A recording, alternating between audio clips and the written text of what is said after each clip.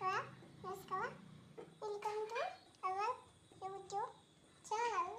ನನಗೆ ಹೇಗೆ ಅಮ್ಮ ಸೇವೆನ ಉಳಿಸುತ್ತೆ ಉಳಿಸ್ತು ನೀವೇ ನೋಡಿ.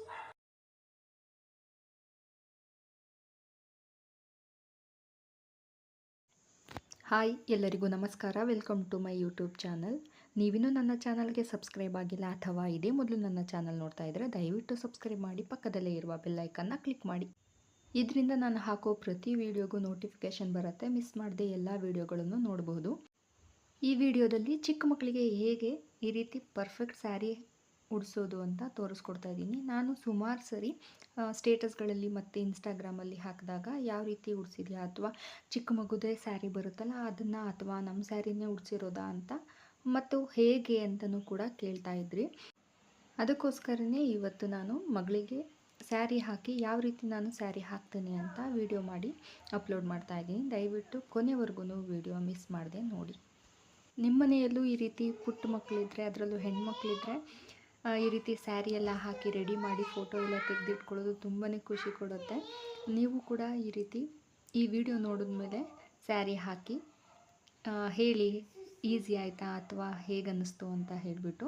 ನಾನಿಲ್ಲಿ ನನ್ನ ಸ್ಯಾರಿನ ಉಡಿಸ್ತಾ ಇದ್ದೀನಿ. ಚಿಕ್ಕ ಮಕ್ಕಳಿಗೇ ಸ್ಯಾರಿ ಬರುತ್ತಲ್ಲ ಅದನ್ನೇನು ನಾನು ಯೂಸ್ ಮಾಡಿಲ್ಲ. ಸ್ಯಾರಿನ ನಾವು ಚೂಸ್ ಮಾಡಬೇಕಾದ್ರೆ ತುಂಬ ಸಾಫ್ಟಾಗಿರುವಂಥ ಸೀರೆಯನ್ನು ಬಳಸಬೇಕು. ಸ್ವಲ್ಪ ರಫ್ ಇದ್ದರೆ ತುಂಬ ದಪ್ಪಗೆ ಅನಿಸುತ್ತೆ ಮತ್ತು ನ್ಯಾಚುರಲಾಗಿ ಅನಿಸೋದಿಲ್ಲ. ಅದರಿಂದ ಎಷ್ಟು ಸಾಧ್ಯ ಆಗುತ್ತೋ ಅಷ್ಟು ಸಾಫ್ಟಾಗಿರೋ ಸ್ಯಾರಿಗಳನ್ನು ಬಳಸಬೇಕು. ನಾನಿಲ್ಲಿ ತುಂಬ ಸಿಂಪಲ್ ಸ್ಯಾರಿಯಲ್ಲಿ ನಾನು ತೋರಿಸ್ತಾ ಇದ್ದೀನಿ ಯಾವ ರೀತಿ ಸೀರೆನ ಉಡಿಸೋದು ಅಂತ ಹೇಳ್ಬಿಟ್ಟು ಮಕ್ಕಳಿಗೆ. ಮೊದಲು ಈ ರೀತಿ ನಾವು ಸ್ಯಾರಿಯನ್ನು ಫೋಲ್ಡ್ ಮಾಡ್ಕೋಬೇಕು. ಹಾಫ್ ಪಾರ್ಟಿಷನ್ ಮಗುದು ಲೆಂತ್ ಎಷ್ಟಿದೆ ನೋಡಿಕೊಂಡು ಎಷ್ಟು ಬೇಕೋ ಆ ಲೆಂತ್ಗೆ ಮಡಚ್ಕೊಳ್ಬೇಕು. ನಾನಿಲ್ಲಿ ಕರೆಕ್ಟಾಗಿ ಎಕ್ಸಾಕ್ಟ್ 50 ಅರ್ಧದಷ್ಟು ಮಡಚ್ಕೊಂಡಿದ್ದೀನಿ. ಅವಳ ಹೈಟಿಗೆ ಅಷ್ಟು ಸಾಕಾಗತ್ತೆ. ನಾವು ಲಂಗ ಕಟ್ಟೋದ್ರ ಬದಲಾಗಿ ಈ ರೀತಿ ಸ್ಕರ್ಟ್ ಅಥವಾ ಒಂದು ಪ್ಯಾಂಟನ್ನು ಹಾಕ್ಕೊಂಡ್ರೆ ಸಾಕು. ಇದಕ್ಕೆ ತುಂಬ ವೆಯ್ಟ್ ಅನಿಸಲ್ಲ, ಯಾಕೆಂದರೆ ಇದು ಸಾಫ್ಟ್ ಸ್ಯಾರಿ ಆಗಿರೋದ್ರಿಂದ ತುಂಬ ವೆಯ್ಟ್ ಅನಿಸಲ್ಲ. ಆದ್ದರಿಂದ ಒಂದು ಸ್ಕರ್ಟ್ ಹಾಕ್ಕೊಂಡಿದ್ದೀನಿ, ಸಾಕಾಗುತ್ತೆ. ಮತ್ತು ದಾರ ಎಲ್ಲ ಬಿಗಿಯೋದು ಮಕ್ಕಳಿಗೆ ತುಂಬ ಹಿಂಸೆ ಅನಿಸುತ್ತೆ. ಆದ್ದರಿಂದ ನಾನು ದಾರ ಏನೂ ಕಟ್ಟಿಲ್ಲ.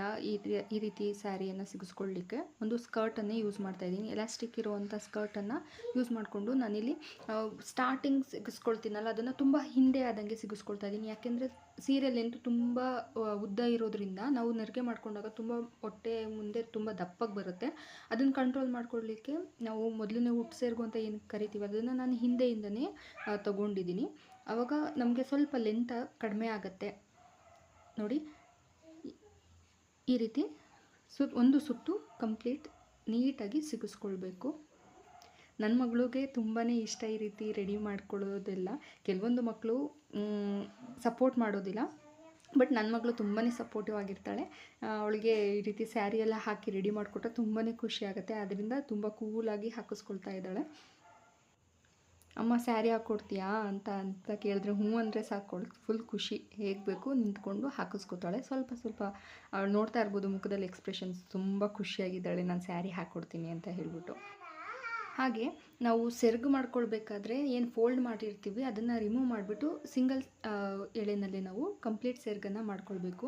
ನಾವು 2 ಫೋಲ್ಡರ್ ಮಾಡಿಕೊಂಡು ನಂತರ ನಾವು ಈ ರೀತಿ ಶೋಲ್ಡರ್ಗೆ ನೆರಿಗೆ ಹಾಕ್ಕೊಂಡ್ರೆ ಅದು ತುಂಬ ದಪ್ಪಗೆ ಅನಿಸುತ್ತೆ, ನ್ಯಾಚುರಲಾಗಿ ಅನಿಸಲ್ಲ. ಯಾವುದೋ ಸ್ಯಾರಿನ ಮಡ್ಚಿನೇ ಉಡಿಸಿರೋ ಥರ ಅನಿಸುತ್ತೆ. ಮತ್ತು ಯಾರಾದರೂ ಬೇರೆ ಸಪೋರ್ಟ್ ಬೇಕಾದರೆ ತೊಗೊಳ್ಬೋದು. ಇಲ್ಲಿ ನನ್ನ ಮಗಳೇ ನನಗೆ ಸಪೋರ್ಟಿವ್ ಆಗಿದ್ದಾಳೆ.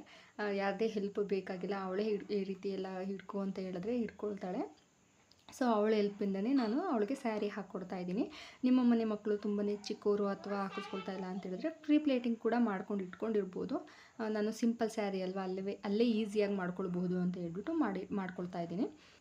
ಸೀರೆ ಸಾಫ್ಟಾಗಿ ಇರೋದ್ರಿಂದ ಈ ರೀತಿ ಪ್ಲೀಟ್ಸ್ ಕೂಡ ತುಂಬಾ ಸಣ್ಣದಾಗಿ ನಾವು ತೊಗೊಳ್ಬೋದು ಸೆರಗಿಗೆ. ಈಗ ಒಂದು ಸುತ್ತು ಹಾಕ್ಕೊಂಡು ಆನಂತರ ಎಷ್ಟು ಲೆಂತ್ ಬೇಕು ನೋಡಿಕೊಂಡು ನಾನು ಪಿನ್ ಹಾಕ್ಕೊಳ್ತಾ ಇದ್ದೀನಿ. ಬ್ಲೌಸ್ ಕೂಡ ಈ ಸೀರೆಗೆ ಮ್ಯಾಚ್ ಆಗುವಂಥ ಅವಳದು ಲಂಗ ದಾವಣಿ ಇರುತ್ತಲ್ವ, ಲಂಗ ಬ್ಲೌಸು, ಅದನ್ನು ಒಂದು ಬ್ಲೌಸನ್ನು ಇವಳಿಗೆ ಸ್ಯಾರಿಗೆ ಹಾಕ್ಕೊಳ್ತಾ ಇದ್ದೀನಿ. ಈ ರೀತಿ ಬ್ಲೌಸ್ ಇಲ್ಲ ಅಂತ ಹೇಳಿದ್ರೆ ನಾನೀಗ ಆಲ್ರೆಡಿ ಪ್ರೀವಿಯಸ್ ವೀಡಿಯೋದಲ್ಲಿ ಮಕ್ಕಳಿಗೆ ಕೈನಲ್ಲೇ ಹೇಗೆ ಬ್ಲೌಸ್ನ ಸ್ಟಿಚ್ ಮಾಡ್ಬೋದು ಅಂತ ಹೇಳ್ಬಿಟ್ಟು ಕೂಡ ಹಾಕಿದ್ದೀನಿ. ದಯವಿಟ್ಟು ಮಿಸ್ ಮಾಡ್ಕೊಂಡಿದ್ರೆ ಈಗಲೇ ಚಾನಲ್ನಲ್ಲಿ ಇದೆ, ಚೆಕ್ ಮಾಡಿ. ಈಗ ಲೆಂತ್ ನೋಡಿಕೊಂಡು ನಾನು ಸೆರಗುನ ಕೂಡ ಪಿನ್ ಮಾಡ್ಕೊಳ್ತಾ ಇದ್ದೀನಿ. ನೋಡಿ ನೀವೇ ನೋಡ್ತಾ ಇದ್ದೀರಲ್ವ, ಈಗ ಚೆಸ್ಟ್ ಪಾರ್ಟಲ್ಲಿ ನಾವು ಪ್ಲೀಟ್ಸ್ ಮಾಡಿರ್ತೀವಲ್ವ, ಅದು ಫೋಲ್ಡ್ ಮಾಡಿಲ್ಲದೆ ಇರೋದ್ರಿಂದ, ಸಿಂಗಲ್ ಲೇಯರಿಂದ ತೊಗೊಂಡಿರೋದ್ರಿಂದ ತುಂಬ ನ್ಯಾಚುರಲ್ ಆಗಿ ಸ್ಯಾರಿ ಅನಿಸುತ್ತೆ. ಯಾವುದೇ ರೀತಿ ಸೀರೆನ ಮಡಚಿ ಹಾಕಿದ್ದೀವಿ ಅಂತ ಏನೂ ಅನಿಸಲ್ಲ. ಫೋಲ್ಡ್ ಮಾಡಿ ಹಾಕಿ ನಾವು ಸೆರ್ಗ್ ಮಾಡಿಕೊಂಡ್ರೆ ಅಷ್ಟು ಲುಕ್ ಅನಿಸಲ್ಲ. ಒಂದು ರೀತಿ ಅದು ಫೋಲ್ಡ್ ಆಗಿರುತ್ತಲ್ವ ಮೇಲ್ಗಡೆ, ಅದು ಒಂಥರ ಚೆನ್ನಾಗಿ ಕಾಣಿಸೋದಿಲ್ಲ, ದಪ್ಪ ದಪ್ಪಗೆ ಅನಿಸುತ್ತೆ. ಮತ್ತು ಇಲ್ಲಿ ಫ್ರಂಟಲ್ಲಿ ತುಂಬ ಅಗಲಕ್ಕೆ ಈ ರೀತಿ ಮಗುಗೆ ಹ್ಯಾಂಡಲ್ ಮಾಡಲಿಕ್ಕೆ ಗೊತ್ತಾಗೋಲ್ಲ, ಅದರಿಂದ ಇಲ್ಲಿಗೊಂದು ಪಿನ್ ಹಾಕ್ಕೊಳ್ತಾ ಇದ್ದೀನಿ.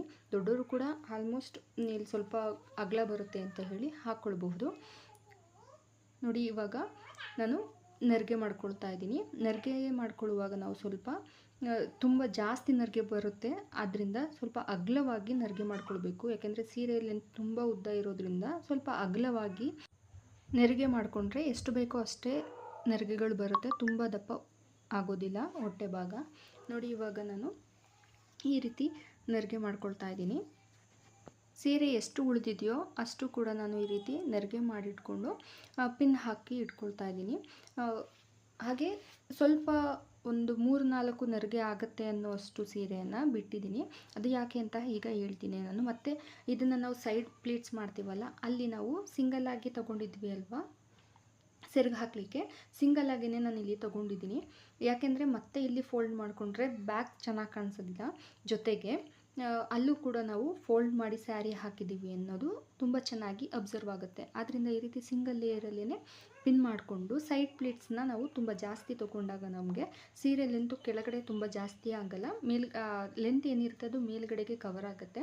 ಸೊ ಸೈಡ್ ಪ್ಲೀಟ್ಸ್ ಕೂಡ ಚೆನ್ನಾಗಿ ಕಾಣಿಸುತ್ತೆ. ಇದು ಸ್ವಲ್ಪ ಸಿಲ್ಕ್ ಮೆಟೀರಿಯಲ್ ಆದರೆ ತುಂಬಾ ಚೆನ್ನಾಗಿ ಅನಿಸುತ್ತೆ.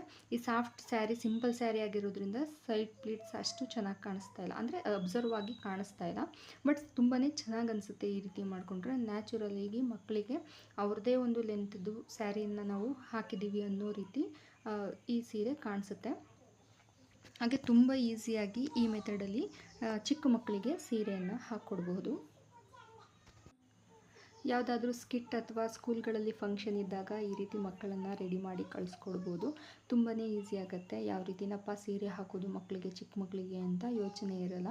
ನೋಡಿ ಇವಾಗ ಸೈಡ್ ಪ್ಲೀಟ್ಸ್ಗೆ ಎಷ್ಟು ಸಾಧ್ಯ ಆಗುತ್ತೆ ಲೆಂತು ಅಷ್ಟು ಹೋಗೋ ರೀತಿ ಸೈಡ್ ಪ್ಲೀಟ್ನ ಕಂಪ್ಲೀಟಾಗಿ ಮೇಲ್ಗಡೆ ತೊಗೊಂಡು ನಾನು ಪಿನ್ ಮಾಡಿದ್ದೀನಿ.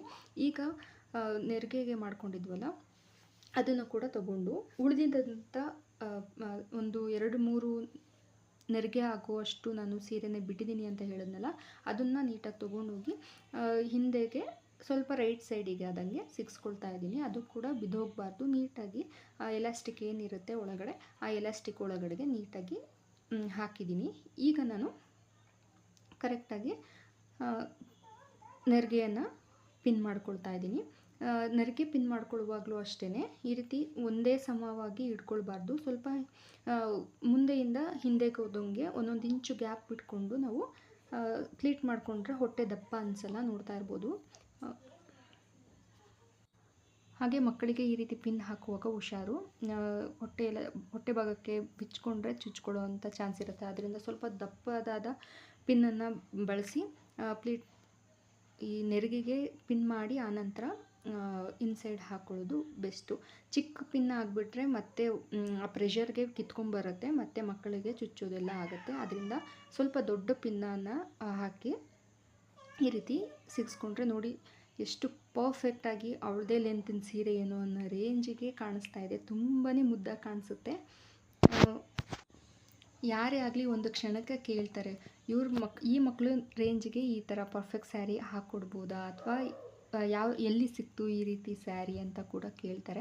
ಅಷ್ಟು ಚೆನ್ನಾಗಿ ಮುದ್ದಾಗಿ ಕಾಣಿಸುತ್ತೆ. ಚಿಕ್ಕ ಮಕ್ಕಳಿಗೆ ಇಷ್ಟು ಪರ್ಫೆಕ್ಟಾಗಿ ಸೀರೆನ ಹಾಕ್ಬೋದಾ ಅನ್ನೋದು ನಾನಿಲ್ಲಿ ತೋರಿಸ್ಕೊಟ್ಟಿದ್ದೀನಿ. ಇಷ್ಟ ಆಯಿತು ಅಂತ ಭಾವಿಸ್ತೀನಿ. ನಾನಿಲ್ಲಿ ಸೀರೆ ಈಗ ಹಾಕಾಯಿತು. ಸ್ವಲ್ಪ ಸಣ್ಣದಾಗಿ ರೆಡಿ ಮಾಡೋಣ ಅಂಥೇಳಿ ಒಂದು ಚಿಕ್ಕದಾಗಿ ಬಿಂದಿ ಹಾಕ್ಕೊಂಡಿದ್ದೀನಿ. ಜೊತೆಗೆ ಸೊಂಟದ ಪಟ್ಟಿ ಹಾಕ್ಕೊಡ್ತಾ ಇದ್ದೀನಿ. ಒಂದು ಡ್ರೆಸ್ದು ಇತ್ತು, ಅದನ್ನು ಇಲ್ಲಿ ನಾನು ಬಳಸ್ಕೊಳ್ತಾ ಇದ್ದೀನಿ.